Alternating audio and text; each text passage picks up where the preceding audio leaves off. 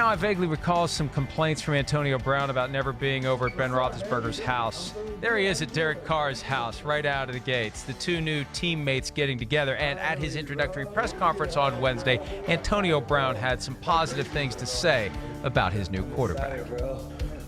Just refreshing. I think he's hungry for success, hungry for turning the organization around, hungry to get on the winning side of things, and I'm just hungry for the same thing. So I think we stand for the same causes, God-fearing men, family-first type people, and we just want to be the best high crowd.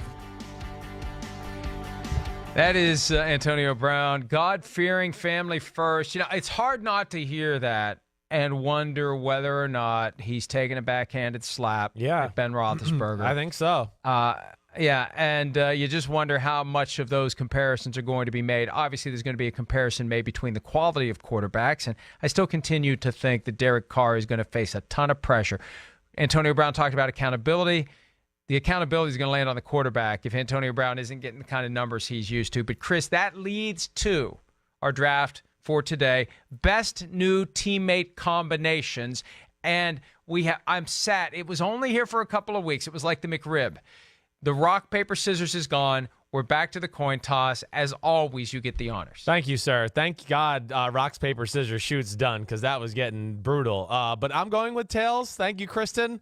Let's start it off with the old tails. Shockingly, he calls tails and it lands tails. Booyah. Why do we even do this? Why don't I just let you take the first pick? Go ahead. Okay, please. Let's just do that for now on. Let's stop the theatrics and give me the first pick. I'm fine with that. That's no problem with me. I mean, this is kind of Captain Obvious here, okay? I mean, we know what the first pick of this is. Are you kidding me? Odell Beckham Jr. and Baker Mayfield end the segment. The draft's over. I won right there. But come on. I mean, these two, how could you not be excited? I don't care if you don't like Odell Beckham Jr. or Baker Mayfield.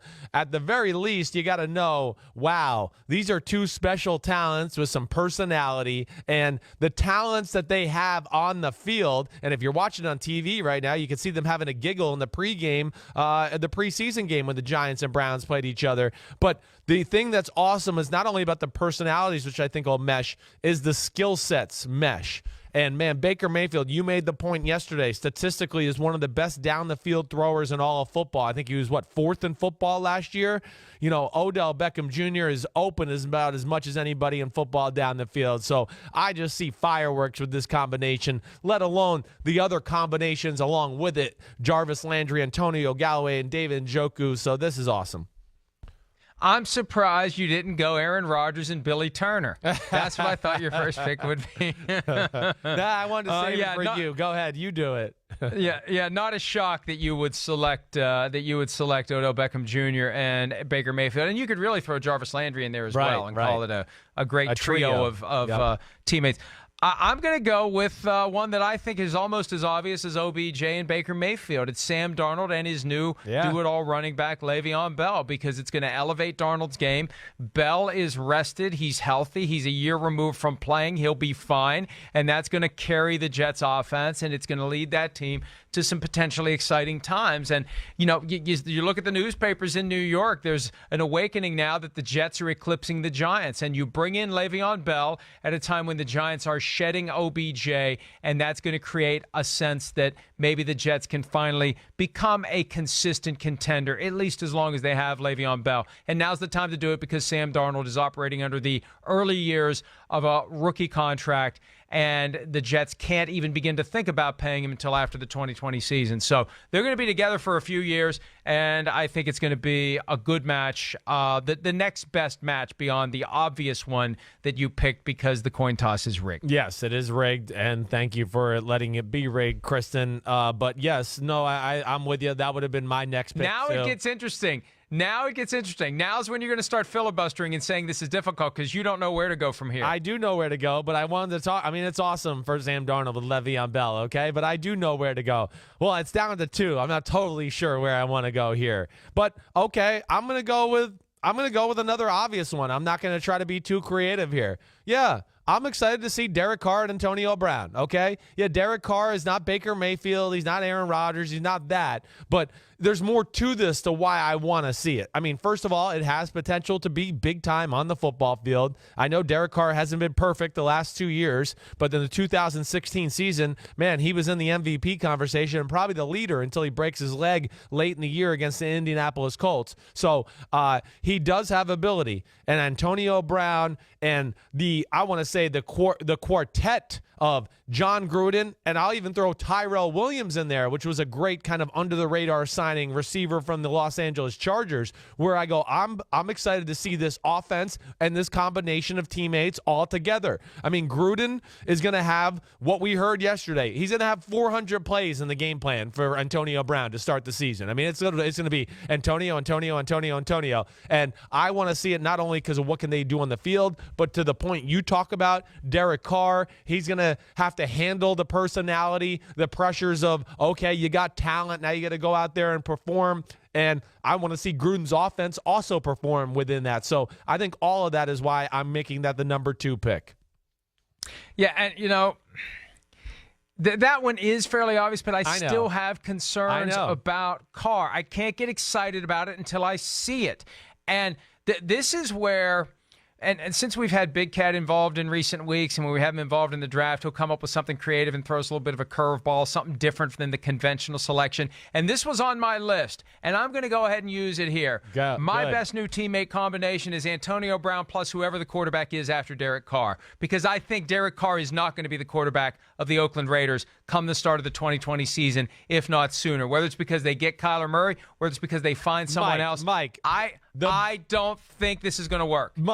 I don't think Derek Carr can do it. Is that your pick, the next quarterback, yes. Antonio Brown? Mike, the name of the draft is best new teammate combo, not look into your crystal ball and make some crap up combo, okay? That's what you just did there. Let me quote the great Cartman and say, I do what I want. Yeah, apparently you do. That's my pick. Yeah, I do what I want. You invented pro football talk, and it's your show, and damn right, that's right. You're Mr. Big Chest on this show is what you're telling us right there. Go ahead, make your next pick. Okay, Mr. But Big do you Chest. see my point? Will you acknowledge that there is a chance that Derek Carr can't get it done? I do. I get you totally. It's part of the reason I'm picking it, because it's best new teammate combo. It doesn't mean it's best because I like the combo and maybe the theatrics. Best because it's going to be the worst? Well, no, because of the theatrics and the unknown about it. And Antonio Brown, who's this crazy personality, and Derek Carr, who's,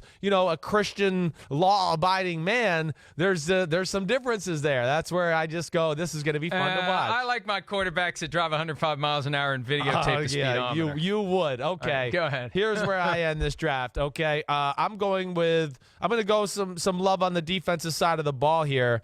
And Sheldon Richardson, I'm going back to Cleveland.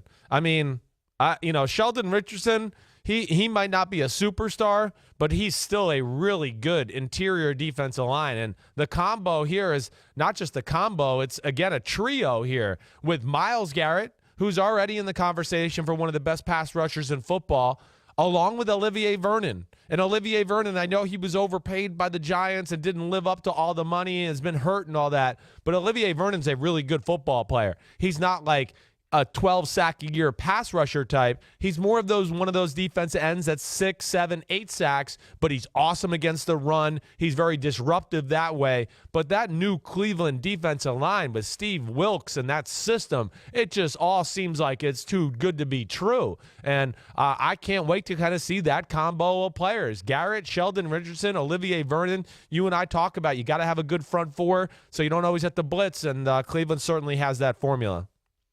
They need a good name for their pass rush, for the defensive line. They're going to need something. No, that's the name of the you understand how this works. The dog pound is the area in the stadium. Yes. Right. They need a name that's tied into that. Or so they're going to have to have a lot of nicknames. Crazy dogs. Because the better you are, the more nicknames that become susceptible to be applied. Yep. All right, here's mine. And I was tempted, very tempted, now that Adrian Peterson is re-signed in Washington to go Case Keenum and Adrian Peterson, they come together and they're going to play in Minnesota. Won't that be something this year when they go there to take on Kirk Cousins? But I'm a big fan of both guys, and I'm fascinated by what they can do together if Adrian Peterson can keep running the ball the way that he did last year. But this one's even better, and this one is going to surprise you, but it's going to impress you.